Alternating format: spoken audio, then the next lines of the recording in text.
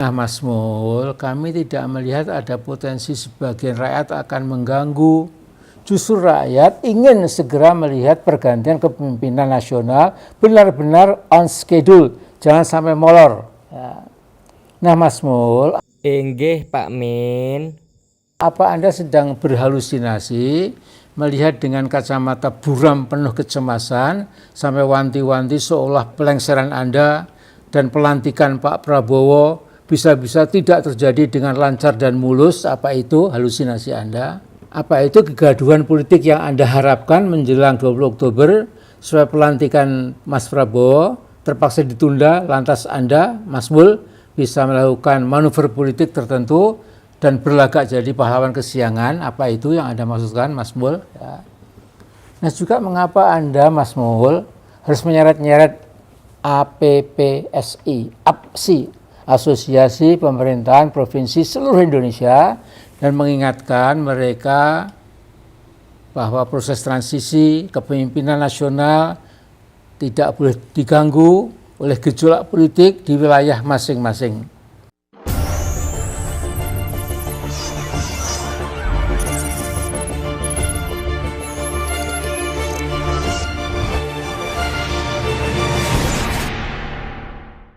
Assalamualaikum warahmatullahi wabarakatuh.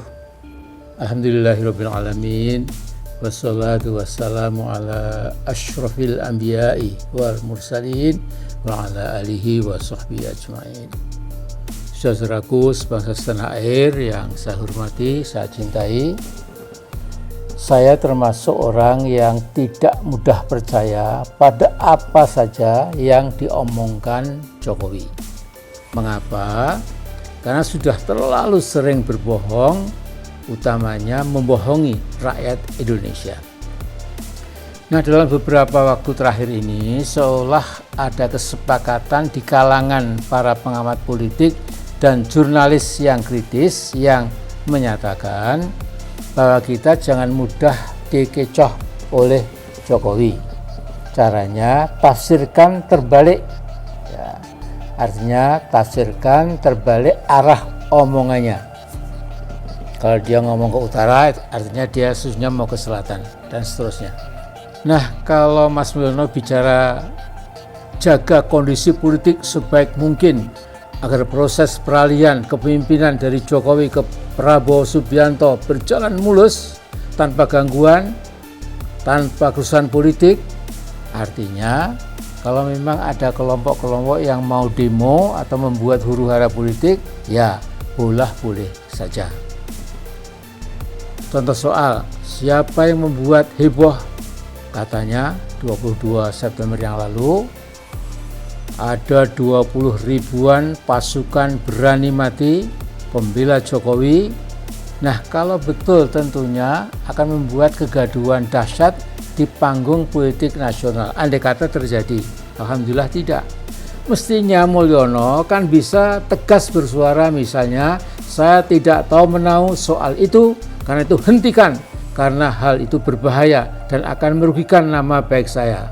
Andai kata Mulyono memang tidak bermuka dua. Ya. Juga saya amati omongan-omongan Mulyono terlalu sering geladrah, ngarang, dan berusaha mempengaruhi masyarakat agar percaya kondisi politik Indonesia sesungguhnya tidak baik-baik saja. Ya, sesungguhnya kata dia, padahal sesungguhnya kita itu baik-baik saja. Ya. Misalnya ya, pada 12 September lalu Mulyono mengundang pimpinan TNI, Polri di ruang Nusantara, Istana Negara di Ibu Kota Nusantara, Kaltim itu. Ya. Mulyono meminta agar TNI dan Polri turut serta mendukung proses transisi pemerintahan. Ya. Jadi seolah-olah dalam bayangan dia itu bisa menipu, ya, bahwa akan ada huru-hara, akan ada kerusuhan politik andai kata kalau kita tidak mengatasi kemungkinan itu. Ya.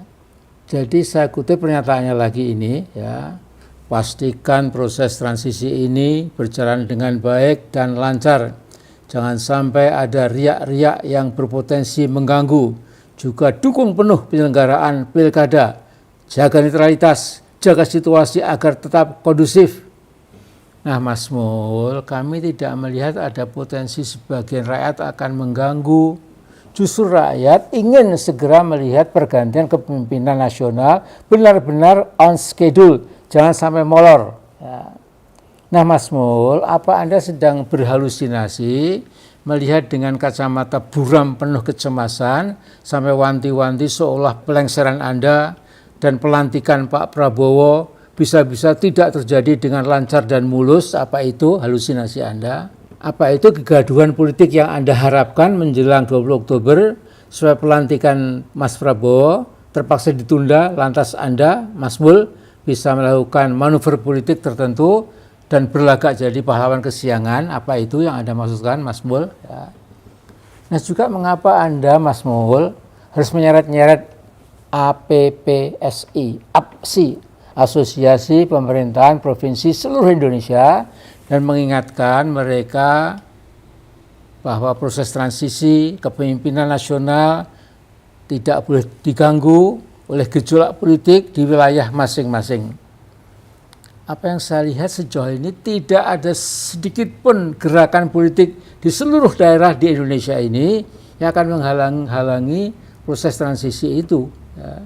Jadi Mas Mul, jangan terus-terusan berhalusinasi, juga berprovokasi. Waktu Anda tinggal 19 hari lagi, titik. Jangan berulah macam-macam. Yang penting Mas Mul, Anda sekeluarga siap-siap sebaik mungkin menghadapi proses hukum yang insya Allah akan membawa Anda ke pengadilan terbuka guna pertanggungjawabkan korupsi dan gratifikasi anak-anak dan menantu Anda. Jadi saya ingatkan Mas Mul, dari hutang yang jumlahnya 800 triliun rupiah, mungkin lebih ya, yang Anda wariskan ke Pak Prabowo, sebagian tentu termasuk dalam kategori utang najis atau odious debt. Utang najis ini adalah sebagai utang luar negeri yang Anda gunakan untuk kepentingan keluarga dan membangun IKN Nusantara yang ternyata mangkrak. Mas Mul, Anda harus bisa mempertanggungjawabkan utang najis ini. Utang najis adalah utang yang dibuat oleh pemimpin sebuah negara dan utang itu digunakan meladeni keinginan liarnya ya, dan sama sekali tidak berguna buat rakyat. Kita rakyat Indonesia tentu akan menggiring Anda ke proses hukum yang adil. Nah kemudian juga saya kira Anda nanti akan ditagih ya. Kemudian Anda menghambur-hamburkan uang seenak Anda sendiri ya, karena terlalu banyak bandara yang mangkrak, nggak ada gunanya ya. Yang di Jawa saja ada 4 paling tidak ya, Bandara Kertajati Majalengka. Jadi sampai sekarang itu tidak ada jadwal penerbangan ya. Kemudian Bandara JB Sudirman ya, Purbalingga, Banyumas. Dan yang ketiga Bandara Ngloram, Blora. Jadi ini juga lagi-lagi belum pernah ada jadwal penerbangannya. Kemudian yang keempat itu Bandara Wiryadinata Tasikmalaya. Ini juga mangkrak ya, dan tidak ada penerbangan ya. Jadi ini berapa ratus atau mungkin berapa T ya. Nah yang di luar Jawa itu ada 10 bandara, yaitu Bandara Siau, Bandara Tambelan, Bandara Nabire Baru, Bandara Baru Siburu, Bandara Baru Mentawai, Bandara Baru Mandailing Nata, Bandara Baru Pohuwato, Bandara Baru Bolang Mongondo, Bandara Baru Bangkai Laut, Bandara Baru Singkawang. Ya, ini bandara-bandara attack embryol, tetapi ada ini memang megalomaniak ya. Nah kemudian ya jadi saya begini untuk menutup ini. Jadi Anda itu tinggal 19 hari lagi masih nongkrong sebagai presiden ya. Tapi Anda jangan lupa ini semua akan mengejar Anda sekeluarga ya. Nah terakhir ini Mas Mul, saya seringkali juga melihat di YouTube itu ada orang-orang tertentu yang mengatakan Amin Rais itu membenci Pak Jokowi ya, itu nggak ada alasannya. Ya. Mas Mul, saya ini orang Islam. Ya. Agama kita ini, Mas Mul, itu mendidik kalau kita membenci itu bukan membenci oknumnya itu, ya, tapi karena kejahatan perilakunya, tindakannya itu. Ya.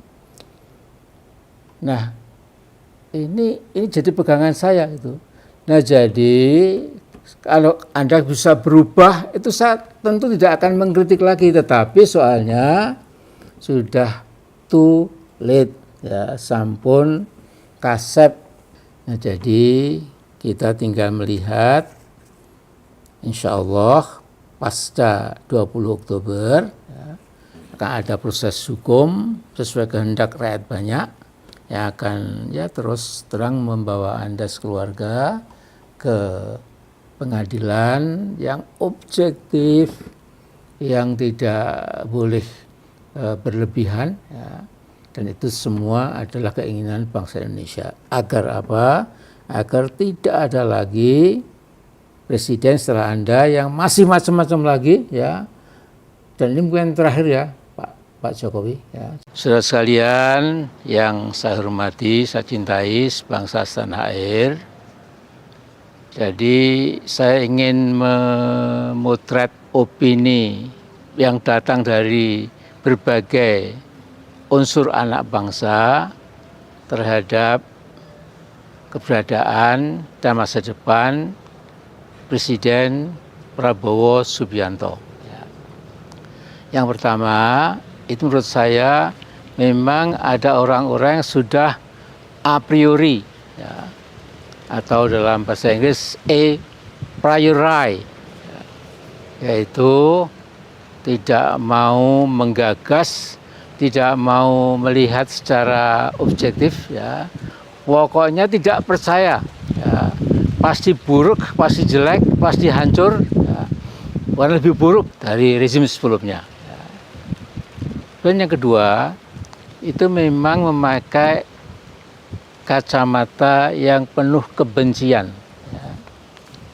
Ini hampir sama dengan yang pertama, tetapi karena kacamatanya itu penuh dengan hatred, dengan kebencian, maka tidak bisa melihat langkah-langkah Presiden Prabowo yang kelihatannya sesungguhnya akan mulai mengurai, ya, beban yang super berat dari Presiden kita yang sekarang sedang menjadi tampuk pemegang kekuasaan nasional.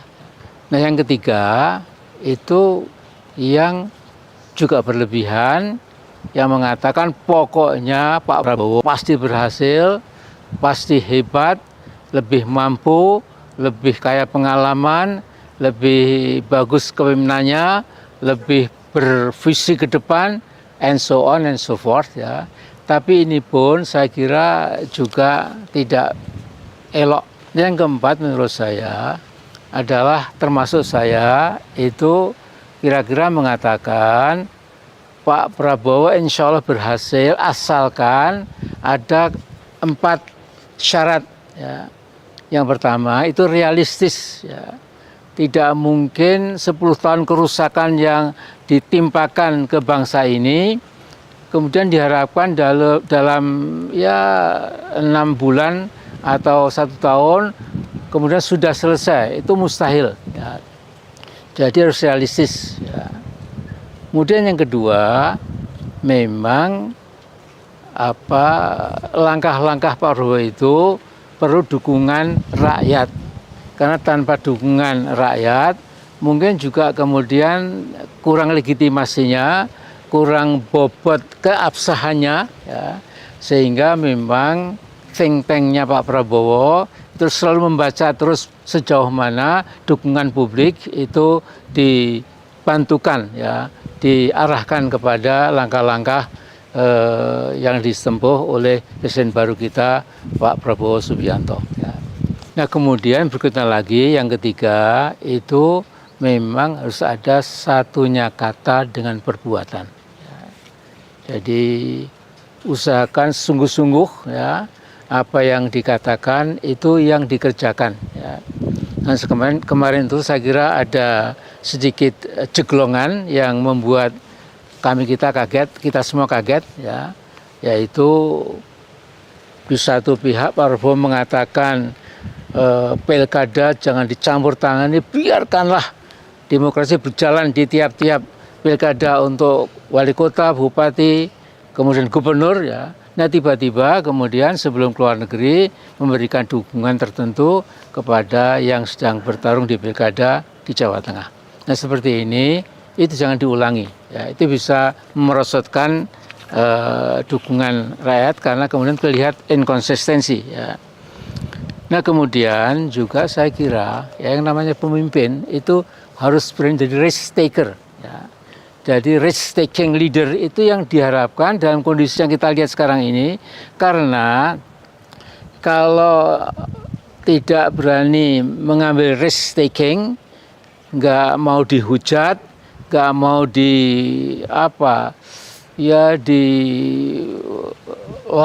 ya, oleh rakyat, kemudian harus hati-hati sekali, ya, mungkin kemudian juga langkahnya menjadi gontai, menjadi tidak mantap, ya. Jadi pemimpin itu dihujat itu biasa, pemimpin itu dikata-katain, difitnah itu biasa, ya.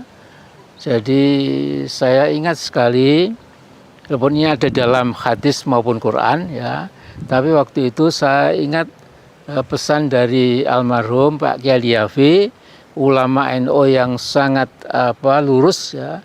Beliau pernah mengatakan pada saya sekian puluh tahun yang lalu bahwa kalau seorang leader atau pemimpin itu diejek, disumpahi, difitnah, didoakan mati dan lain-lain oleh sebagian rakyat itu biasa. Mengapa? Nabi itu hamba Allah yang paling sempurna. Nabi Muhammad itu Sayyidul Anbiya wal Mursalin, ya. Jadi penghulu seluruh nabi dan rasul itu adalah nabi kita Muhammad SAW, ya. Tapi itu pun nabi itu dikatakan punya penyakit ayan, dikatakan tukang sihir, dikatakan majnun, dikatakan ya segala macam sumpah serapah itu, tetapi ya Pak Prabowo terus saja, ya, maju. Ini Indonesia memang berat sekali keadaannya, ya.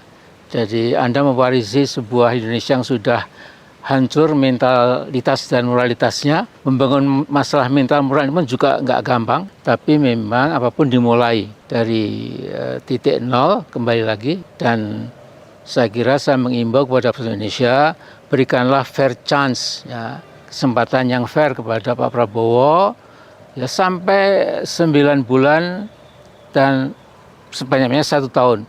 Kalau kemudian setelah 1 tahun ternyata memang tidak ada hasilnya, kemudian ternyata menjadi lagi-lagi kepanjangan tangan dari oligarki, kepanjangan dari mafia dan lain-lain, saya pun juga termasuk akan menghentak dan akan mengingatkan bangsa Indonesia bahwa kita sudah menjadi bangsa yang masa depan kita menjadi, ya, katakanlah lebih gelap, ya. Saya ini tidak bicara dengan teks, tidak, ya, tapi langsung saja, ya, dengan poin-poin tadi, ya.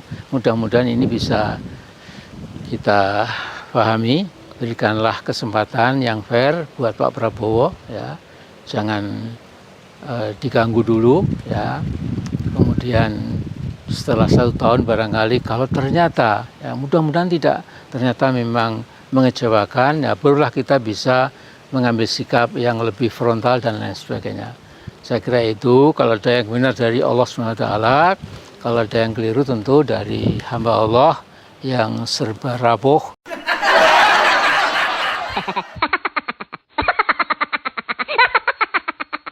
Dan banyak dosa serta kesalahan hamba Allah yang namanya Amin Rais, ya. Saya kira sekian dulu.